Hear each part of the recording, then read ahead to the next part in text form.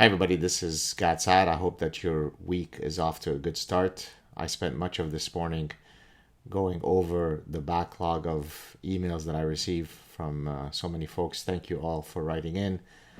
For better or worse, as you all know by now, I've become the central repository of the tsunami of lunacy that has gripped the West.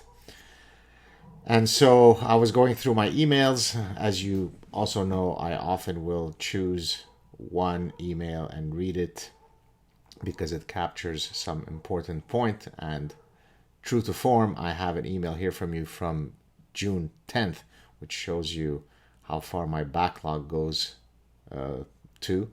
So this is 19 days ago. I won't mention who the person is, despite the fact that that person seems to be quite nonchalant about their anonymity, and they actually are representative of something that I talk about in the last chapter of my forthcoming book, The Parasitic Mind, which I hope you've all pre-ordered one copy, if not multiple copies.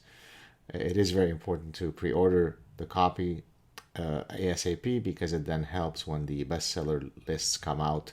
The book will be out on October 6th, but in any case, in The Parasitic Mind, I have a section which I title Activate Your Inner Honey Badger. And what I'm referring to there is the fact that the honey badger is a extraordinarily fearsome animal. Despite the fact that it is no bigger than the size of a small dog, it can stand up to, a group of lions that are surrounding it, and the lions will back down in complete intimidation. And so I'm basically here imploring people, when I say activate your inner honey badger, to actually fight for your principles, to not back down from the mob, and so on and so forth. So you'll see, you can read the additional details in my book. But so this person here is a perfect demonstration of what it is to be a honey badger. Well done to that person. I'm proud of you. So let me read you the email.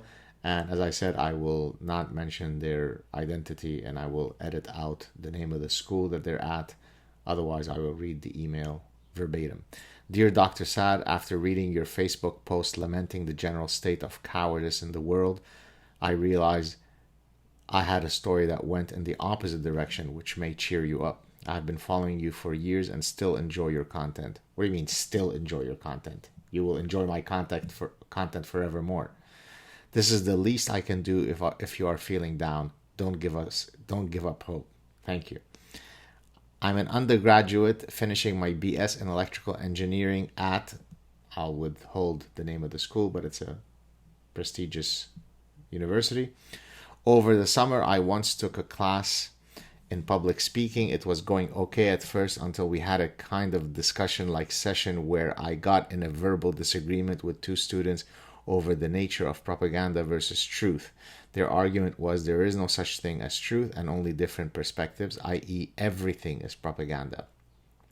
I thought this was a patently insane idea and got in quite a spat with them over it. Welcome to postmodernism. That was bizarre, but it actually got worse. Later, one of those same students gave a speech in which they declared that straight people ought to be eliminated from the population and everyone should be made queer. I frankly asked her if this was satire in the beginning of her speech, to which she stated no. Welcome to my world, kid. It's kind of ironic that a sexually reproducing species would result in the entire population no longer engaging in sexual reproduction. The trajectory of that recommendation from that student needs to be thought out a bit more carefully. Then her friend gave a similarly insane diatribe on the necessity of punishing men for the, quote, the male gaze, close quote. She ended up arguing that heterosexuality was only a result of socialization and nothing else. My prophetic satire strikes again. Welcome to my world. When question time arrived, I thoroughly proceeded to question her into oblivion in full view of everyone. People were actually quite aghast that I was confronting either of these two people. I saw basically the same reaction I get when religious people respond to questioning. Eventually, I was messaged by the professor telling me to apologize. I refused. Honey badger. I was then contacted by the dean of students from my university asking me to come into a resolution meeting because she was disturbed that I would question either of these two talks. I frankly asked if there was any penalty for not attending, to which she said no. I replied to the effect of, quote, thanks, I did nothing wrong, so I will not be attending your ambush. Have a good day, close quote. This person has to be a child that I must have sired without knowing at some point in my life. Who else could possess this kind of fortitude? They left me alone after that. Stand up to bullies and they will find somebody else. Well done. Another thing to potentially cheer you up is how the engineering department at my university views the DIE religion. The DIE religion is the acronym I coined for diversity, inclusion, and equity. We all hate it. Everyone in the engineering department laughs at these people. A lot of us pay lip service to this intellectual terrorism. I like the fact that you're using Dr. Saad's terms, but de facto resist it at every turn. I'm starting to think engineering is immune to this idea pathogen. It isn't, since it's firmly rooted in reality. The other problem is that once people start screwing with engineers, many people will die. I think this means that subconsciously everyone knows the DIE religion is bullshit, like most religions. Most? Recant my story. I think the person meant to say recount my story as much or as little as you desire. I don't care! Exclamation point. Cheers! Exclamation point. To the person in question, tip of the hat, you have my respect. That's probably the most important thing that goes on your CV. I have obtained explicit tip of the hat from Dr. Saad. The rest of my CV is immaterial.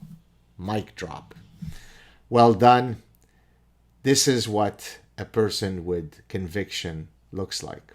A young person. This is not a 68-year-old tenured professor who can't be punished and yet hides in the corner.